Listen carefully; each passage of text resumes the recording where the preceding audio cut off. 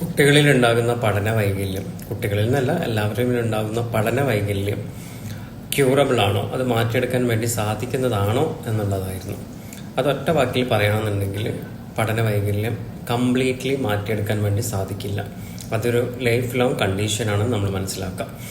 അപ്പം life long condition എന്ന് പറയുന്ന സമയത്ത് നമ്മുടെ ജീവിതാവസാനം വരെ നമ്മുടെ കൂടെ തന്നെ ഉണ്ടാകുന്ന ഒരു വൈകല്യം തന്നെയാണ് പഠന വൈകല്യം എന്ന് പറയുന്നത്. ഈ ഒരു പഠന വൈകല്യം ഉണ്ടായതുകൊണ്ട് ഇനിയിപ്പോൾ നിങ്ങൾ ആരും വിഷമിക്കുന്നു വേണ്ടത് കേട്ട സമയത്ത് ഇത് നമുക്ക് ഏറെക്കുറെ മാനേജ് ചെയ്ത് കൊണ്ടുപോകാൻ സാധിക്കും. കംപ്ലീറ്റ്ലി മാറ്റിയെടുക്കാൻ പറ്റിയില്ലെങ്കിലും ഏറെക്കുറെ നമുക്ക് എന്ത് ചെയ്യാൻ പറ്റും, നല്ല രീതിയിൽ മാനേജ് ചെയ്ത് കൊണ്ടുപോകാൻ വേണ്ടി സാധിക്കും. അതിനാദ്യം നിങ്ങൾ വേണ്ടത് ഒരു കുട്ടിയെ നല്ലൊരു റെമഡിയേറ്ററിൻ്റെ അടുത്ത് എത്തിക്കുക, അസസ്മെന്റ് ചെയ്യുക. സൈക്കോളജിസ്റ്റോ റെമഡിയേറ്റർ ആരാന്ന് വെച്ചാൽ അവരുടെ അടുത്ത് എത്തിക്കുക, നല്ലൊരു അസസ്മെന്റിന് വിധേയമാക്കുക. അസസ്മെന്റ് ചെയ്തതിനു ശേഷം അവർക്ക് മനസ്സിലാവും അവർക്ക് എവിടെയൊക്കെയാണ് സ്ട്രഗിൾ ചെയ്യുന്നത്. അപ്പോൾ അതിനാവശ്യമായിട്ടുള്ള ഇന്റർവെൻഷൻസ്, റെമഡിയൽ ക്ലാസ്സസ് ഇതൊക്കെ കൊടുക്കുന്ന സമയത്ത് കുട്ടികളിൽ നല്ല മാറ്റങ്ങൾ ഉണ്ടാവാൻ വേണ്ടി സാധിക്കും. അപ്പോൾ നിങ്ങൾ വിചാരിക്കും പഠന വൈകല്യം കുട്ടികൾ എവിടെയും എത്തത്തില്ലേ എന്നുള്ളത്. അവരൊക്കെ ജീവിതത്തിൽ വളരെ സ്മാർട്ടായി വേറെ ഓരോ പ്രവർത്തനത്തിനും അവർക്ക് ബുദ്ധിമുട്ടില്ല.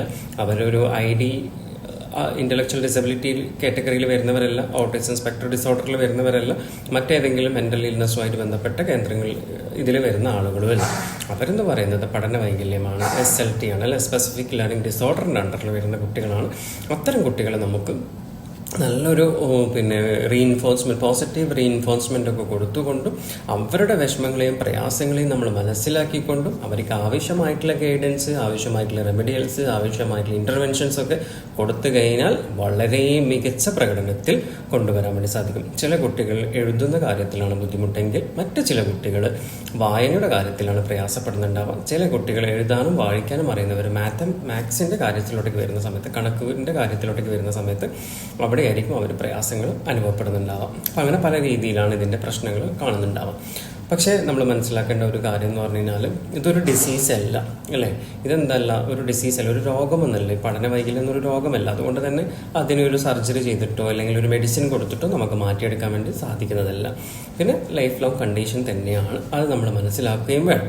പിന്നെ നമ്മൾ എന്ത് ചെയ്യാം, ഈ കുട്ടിക്ക് പഠന വൈകല്യമാണെന്ന് പറഞ്ഞാൽ കുട്ടിയെ മാറ്റി നിർത്തി കഴിഞ്ഞാൽ ആ വൈകല്യത്തിന് ഇമ്പ്രൂവ്മെന്റ് ഒന്നും ഉണ്ടാവില്ല, അത് അങ്ങനെ തന്നെ തുടർന്ന് പോകുന്നുള്ളതാണ്.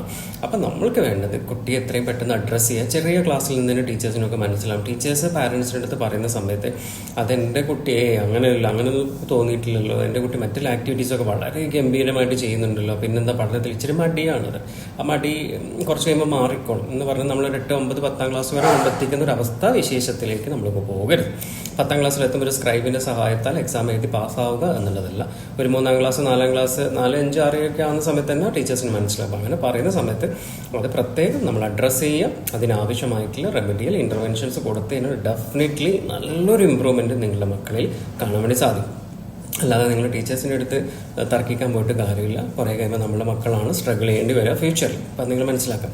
ഇതെന്താണ് ഇങ്ങനൊരു സാഹചര്യത്തിലേക്ക് എത്താനുള്ളതെന്ന് ചോദിച്ചു കഴിഞ്ഞാൽ വളരെ സിമ്പിളായിട്ട് പറഞ്ഞു കഴിഞ്ഞാൽ നമ്മുടെ ബ്രെയിനിൽ ഉണ്ടാകുന്ന സ്ട്രക്ചറിലും ഫംഗ്ഷനിലും ചെറിയൊരു മാറ്റം ഉണ്ടാവും. ആ മാറ്റത്തിൻ്റെ ഫലമായിട്ടാണ്, ഒരു ഡിഫറൻസിൻ്റെ ഫലമായിട്ടാണ് കുട്ടികളിൽ പഠന വൈകല്യം കാണപ്പെടുന്നു എന്നുള്ളത് നിങ്ങൾ മനസ്സിലാക്കാം.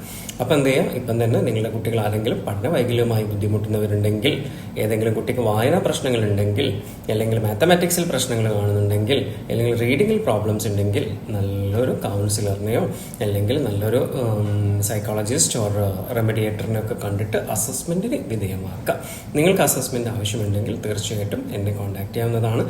പിന്നെ അതുപോലെ തന്നെ എടുത്ത് പറയുന്നതിൻ്റെ ഒരു കാര്യം എന്ന് വെച്ച് കഴിഞ്ഞാൽ ഒരിക്കലും മാറ്റി വെക്കരുത് കേട്ടോ. നിങ്ങൾ കുട്ടികളുടെ കാര്യത്തിൽ ഈ ഒരു റെഡി ആകുന്നുള്ള കാര്യത്തിൽ നിങ്ങൾ ഒരിക്കലും മാറ്റി വെക്കരുത്. അത് സിമ്പിള് വെറുതെ ഇരുന്നാൽ അത് റെഡിയാവാൻ പോകുന്നില്ല എന്നുള്ള ഒരു കാര്യം നിങ്ങൾ മനസ്സിലാക്കാം. ഇതുകൊണ്ട് നിങ്ങളുടെ കുട്ടികൾ എവിടെയും എത്താതെ പോകുന്നില്ല കേട്ടോ.